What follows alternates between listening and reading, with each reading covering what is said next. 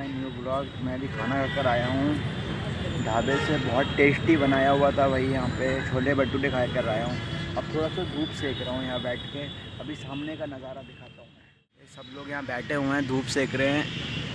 ये देखो, ये भी बैठे हुए हैं लोग यहाँ पर। ये इधर लेबर अड्डा के पीछे गांधी पार्क पड़ता है, उधर है हम लोग। ये सब बैठे हुए हैं यहाँ पर, आराम से धूप सेक रहे हैं। और धूप भी बहुत प्यारी आई हुई है यहाँ पे।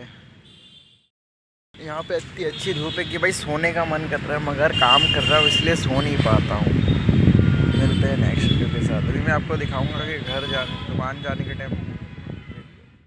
सच में यहाँ से जाने का बिल्कुल भी मन नहीं कर रहा, मगर भैया का कॉल आ चुका है दुकान से, तो हमें अब जाना पड़ेगा। तो मैं अभी आपको दिखाता हूँ जाते होते हुए। तो गाइस हम लोग अब जा रहे हैं यहाँ से दुकान, सीधा दुकान की आपको वीडियो मिल जाएगी। तो मिलते हैं नेक्स्ट वीडियो के साथ।